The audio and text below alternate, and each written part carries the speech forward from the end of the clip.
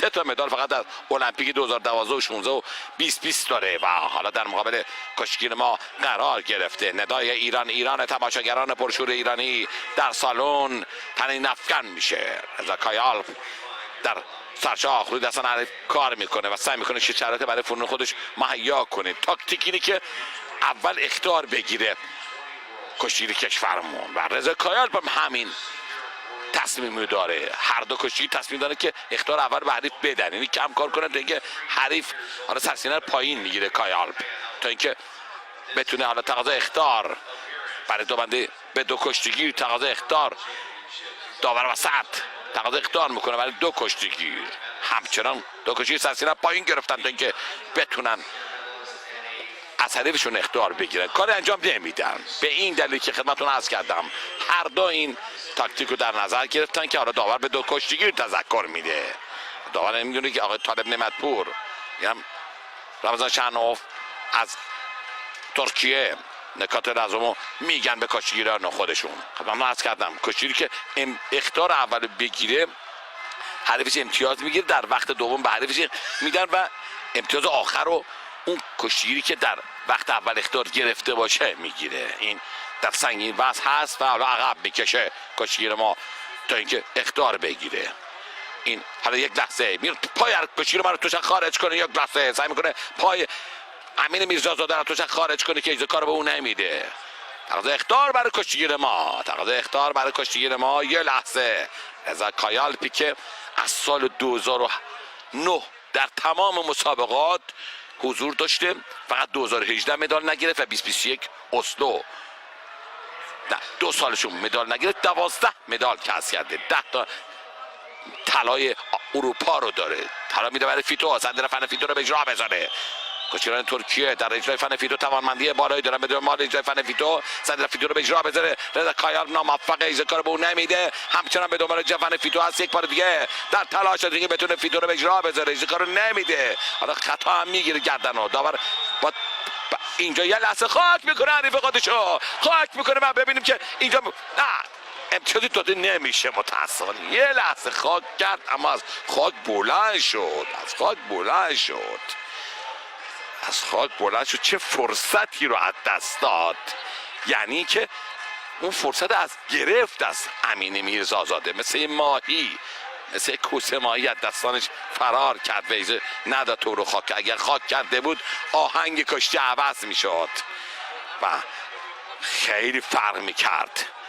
تمام ایرانی ها رو برده بجز امیرعلی اکبری که در 2013 امیرعلی اکبری ما این کشتی رو شکست داد امین اکبری و حالا ببینیم که چه خواهد کرد. 2013 طلا گرفت امیر، باز هم در سرشاخ. حالا ندای ایران تماشاگران سالن به لرزه در میاره.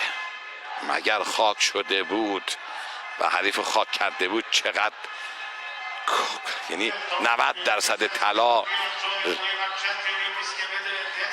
راهش رفته بود. می‌پذیریم به ادامه کار. ثانیه وقت 30 دقیقه استراحت فرا میرسه. آقای طالب نعمتپور و آقای حسن رنگرز نکات لازم رو میگن به این هم مربیان با رضا کایالپ صحبت میکنن. خدمتتون عرض کردم از سال 2009 در هرلینگ دانمارک تا سال گذشته که طلا گرفت بجز 2 سال یعنی 2018 و 2021 مدال نگرفته. آقای طالب نعمتپور نکات لازم به او میگه در کنار آقای حسن رنگرز سرمربی پرتلاش. ما اگه انشالله که 15 امتیاز کسب کنیم 35 امتیاز انشالله بتونه این کشتی رو ببره 60 امتیاز کسب خواهیم کرد. 35 و 25 60 امتیاز خدای نکرده به بازه 55 و آذربایجانی 70 امتیاز رو کسب کردن. 2 طلا و 1 نقره داشتن. میپذیریم به وقت دوم مبارزه حالا یه مقدار کار کنه کشتیگیر ما میتونه اخطار بگیره از حریف خودش و این اخطار یک برابر. حالا رضا کایالپ که کار میکنه که او اخطار بگیره. 2 کشتیگیر تلاش میکنن. ببینید حالا در وقت اول که یه لحظه تعادلش به هم میخوره بلند جا خودش حالا سعی میکنه پای کشتیگیر رو تو خارج کنه. یه لحظه امتیازی داده نمیشه، خوشبختانه امتیازی داده نمیشه. روی کار کردن رضا کایالپ یه لحظه کشتیگیر ما تعادلش به هم زد. نیمی از پاشم از توش خارج شد. حالا رضا کایال در تلاشتون که او بتونه اخطار بگیره. اگر اخطار بگیره دو بشن دیگه کار سخت میشه، اصلا غیر ممکن شاید بشه که از رضا کایال امتیازی بگیره، مگر اینکه بتونه اختیار بگیره یک یک برابر بشن. در اون حالت بتونه تا آخر اداره کنه کشتی رو. به دنبال کار کردن دستها سعی میکنه رضا کایال با کشتیگیر ما رو خارج کنه و امین میرزازاده دستاش بیشتر کار میکنه، اما میبینیم که کشتیگیر ما رو به عقب هدایت میکنه این رضا کایال تا اینکه بتونه او هم اخطار بگیره. به دور بزنه با یک بار دیگه با دور بزنه و سعی میکنه که با کشتیگیر ما رو خارج کنه. تقاضا اخطار برای کشتیگیر ما میکنن و همه اون برنامه‌ریزی‌ها دیگه به هم میخوره. اخطار اول رو گرفت، اخطار دوم هم دادن. معمولا در اخطار دوم کشتیگیری که حالت مساوی هم باشن به کشتیگیر ترکیه اخطار میدادن، اما واقعا تلاشش زیاد بود و ملموس بود. اخطار دوم دادن. 2-0 دیگه کار سخت و دشوار شد برای ما برای کسب مدال طلا. خیلی امیدوار بودیم که دو تا فینالیستمون یه طلا بگیریم امشب.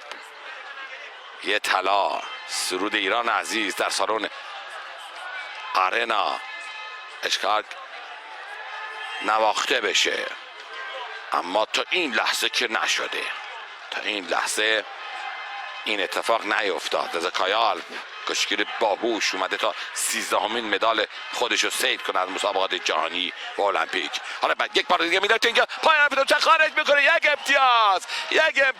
حالا یه امتیاز دیگه بگیره همین حالت رو میتونه کشتیگیر 2-2 برابر ببره.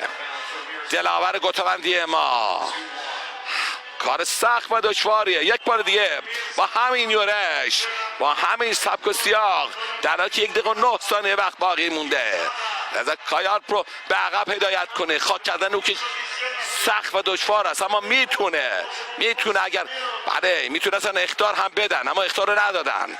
اخطار هم میتونستن بدن. تقاضا اخطار برای حالا میگه سرپا باید کار کنه که خاک بشه. 30 ثانیه اینجوری هدر میره. 52 ثانیه 51 ثانیه وقت باقی مونده. به دنبال کار کردن دستها. یک بار دیگه باید بزنه زیر کتف حریف خودش و هر چه در توان داره رو کنه.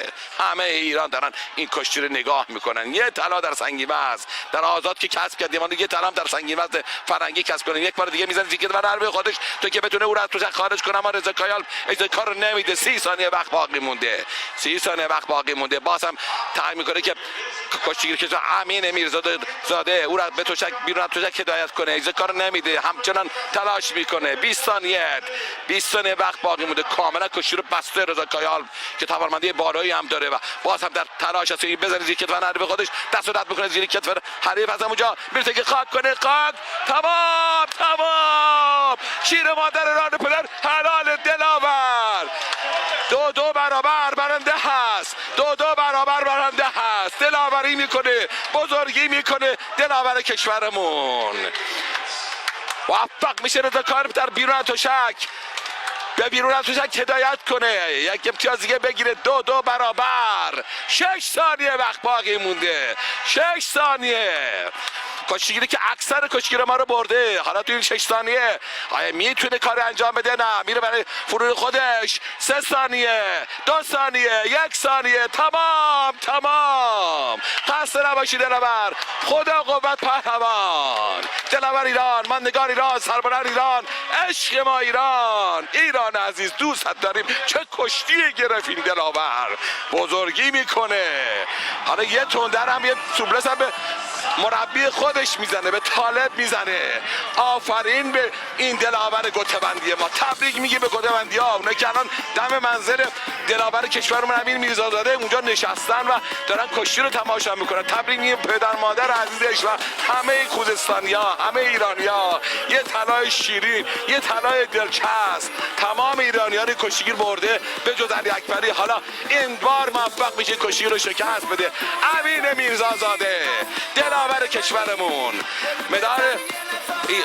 مدال طلاش تبریک میگیم و امشب سرود ایران عزیز از سالن